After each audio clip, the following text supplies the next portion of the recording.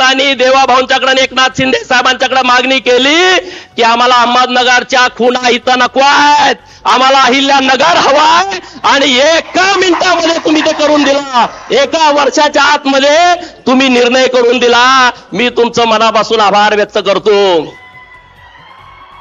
चौकात जाऊन झेंडा लावा की तुम्हाला लाव देतात का बघा. चौकात जाऊन झेंडा लावायला तुम्हाला लाव देतात का बघा.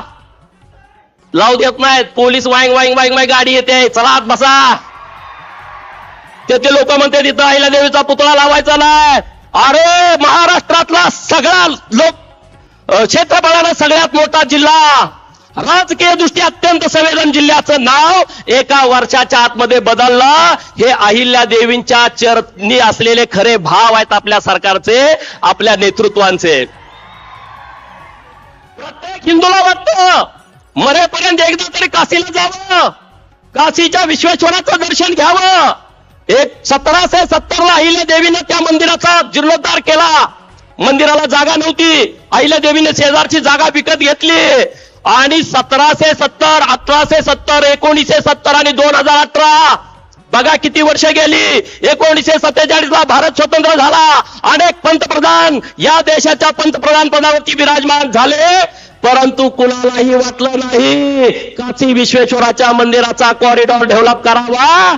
परंतु गुजरात मधून एका असामान्य कुटुंबातून आलेला मुलगा जेव्हा देशाचा पंतप्रधान होतो, त्यांना वाटलं 1770 ला अहिल्यादेवीने जीर्णोद्धार केलाय आणि तो जीर्णोद्धार पुन्हा करण्याची आवश्यकता आहे. 2018 ला पायाभरणी केली आणि 2022 ला आपल्याला दर्शनासाठी तो कॉरिडॉर खुला करून दिला.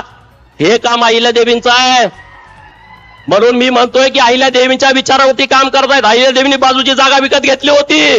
केंद्र सरकार, राज्य सरकार आणि तिथलं देवस्थान त्यांनी अख्ख्या 1 किलोमीटर मध्ये जागा विकत घेतली आणि अहिल्यादेवींचा पूर्णाकृती पुतळा हा तिथं काशी विश्वेश्वराच्या प्रांगणामध्ये बसवला. मित्रांनो, हा आमचा अभिमान आहे, आमचा सन्मान आहे. अहिल्यादेवींच्या कार्याचा केलेला तुम्ही सत्कार आहे. आणि म्हणून आज इथं बोलत असताना, अरे इथले सगळे सरपंच आहेत इथं, तुम्ही आमदारांकडे गेला, अहिल्यादेवींचं एक सभामंडप करायचं आहे, 10 लाख रुपये द्या.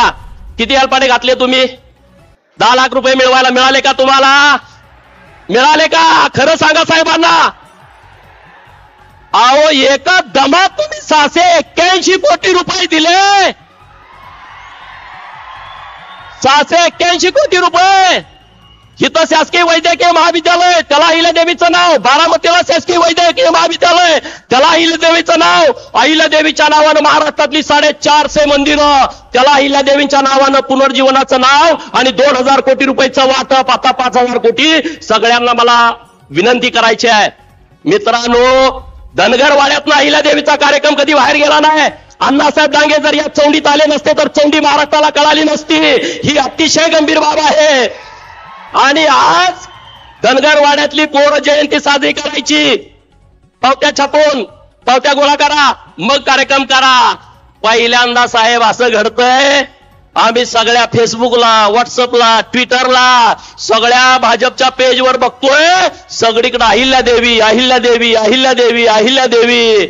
नुसतं महाराष्ट्रात नाही, नुसतं मध्य भारतात नाही, काश्मीर पासून कन्याकुमारी पर्यंत, बंगालच्या उपसागरापासून अरबी समुद्रापर्यंत, अशा विशाल भारतामध्ये नरेंद्र मोदी साहेबांच्या नेतृत्वात आणि चांद्यापासून बांद्यापर्यंत अशा विशाल महाराष्ट्रामध्ये देवाभाऊंच्या नेतृत्वात अरे 10 दिवस जयंतीचा कार्यक्रम सुरू आहे. साहेब, आम्ही सर्वजण ऋणी आहोत. अहिल्यादेवींना 300 वर्षानंतर न्याय मिळाला. 300 वर्षानंतर सगळे उभारून टाळ्या वाजवून